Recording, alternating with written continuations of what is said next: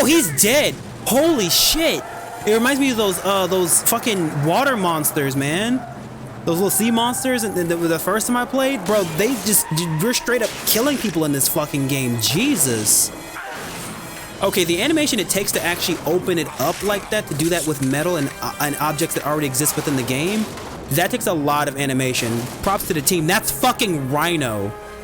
Oh, okay. Sorry, Scorp. Spider-Man, what are we gonna do? We can't even fight 90-pound little girls with umbrellas. How are we supposed to fight these guys? Yo, what is going on?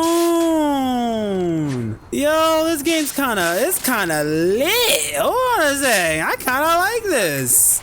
Nothing like a good old-fashioned Spider-Man Rogues Gallery with a game that has really good swinging mechanics and great combat. And like I said, even though again, you have to realize the way I fought New Goblin was still my way because the game gave me full control. There are some contextual quick time events and stuff which are very cool. I've always said there's nothing wrong with quick time events, so as long as you naturally add them into actual, dynamic combat. Like if it's just all quick time events, I'm gonna say that's a little lazy unless you're going for like a more cinematic style type of game, which is still kind of lazy. But when your game combat is so free and good that you can kind of string together your own combos and things like that, and then you want to add in like the more flashier combos to make you feel more like the character that you're playing, then yes, I think that the introduction, I think the use of quick time events can work alongside it. This game has really good swinging mechanics. I felt like I was in kind of full control. The only time I felt like I wasn't in control during the fight with New Goblins when I was stuck to the wall. That was basically it, because I know the game doesn't really support like wall combat, so I'm not too mad about that. Like more trouble. But out of all the small problems aside, because it is, yeah, that New Goblin fight was probably one of my favorites in like almost damn near ever. That was a really cool fight. I felt like I was really in control. Where we going, officer? Ah! What's up? Is it in here? Because this game has internal environment. Yo, come on, man. What's going on? Are we robbing? Those arsenic candy girls just took off with a bunch of my stuff. On it. Oh, shit.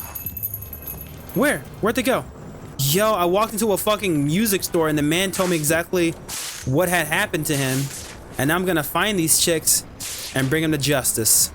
Yo, I like that. That's, in my opinion, that's a little bit better than Spider-Man 2's just, press the X button on like a citizen, which again, that was nothing wrong with that. It's like, this is an improvement on the system. It's an improvement, a vast improvement. Again, if it wasn't for Spider-Man 2's system, we wouldn't have this one. But I like this one so much better though. I love feeling like I'm actually going in, like, I actually feel like I'm Spider-Man. I go and I actually talk to people within their stores that ask for help. I follow a police car to the crime scene. They tell me the information as I follow the police officer. And then after that, I get told what happened and then I go out and I handle the business. Wow. Nice, man. I bet I could use my spider sense to figure out which crates have the stolen gear in them. And I gotta get multiple. That's so cool, man. Give me that. I'll take that. Give me them speakers. Like, no, I mean, I gotta give credit where credit is due. Most people who's like, no, I'm gonna just play video games, and like, no, I like giving credit where credit is due. When I see interesting ideas and interesting systems like this, I have to really give props to it, because I don't see this. You don't see this in any kind of superhero game. This is dynamic. This man said he got robbed. This man got robbed. And I'm gonna go out and do Spider-Man things to get it back, rather than just like fighting one bad guy in an area and then being done with it. We're going through dynamic locations. Like, that's so cool, man. Again, that's what I like. I like this because it feels like a story. Like, it feels like a story mission, but it's like a side quest, but it feels like a main story. It reminds me kind of like Watch Dogs Legion a little bit. Like, I like this. Okay, the people who say this game is actually bad, like I said, it depends on what time you were on YouTube. I told you there was a point in time where all people wanted to do was be funny. And so what they would do is they would try to find humor in whatever game they could as a game reviewer or a game player, just so they can hype up more views and be more funny. Again, that's one of the reasons why I don't really like YouTube back in the day, is because everyone just wanted to be funny. And now today, everyone's like, man, new gaming sucks. It's like, yeah, because when old gaming was around, you guys never appreciated anything. And so the developers thought, okay, cool, so let's not do that system anymore. You know what I mean? Let's do something else then. Let's not make any more Spider-Man games or Spider-Man games with this kind of like, you know, these kind of mechanics, you know, because everything that all the hard work we put into this, people didn't really like. They just more or less made fun of it. So let's do something different, guys. And again, things became so different that when live service became a thing with like the phone and mobile games, they started to implement that into their games because that's like where the money was. You know, it's like, god damn, guys, give credit where credit is due. But again, in order to give credit where credit is due, you also have to know what you want from a video game and what makes a video game good. And if all you know how to do is just be funny and talk shit about things in terms of like getting views because you don't really have much of a personality or don't know what you want from a video game, then yes, I can see you saying this game sucks because there's a few glaring issues here. You know what I mean, with the game. And it's like, okay, let me just focus on the glaring issues with the game and not talk about anything else the game does right. And then again, like I said, I've never really understood that about YouTubers, man, but I get it. It gets views. It makes people har. But it's like the game developers who see these videos are getting so many views are gonna say, okay, cool, so maybe we shouldn't do that again. And they never fucking did.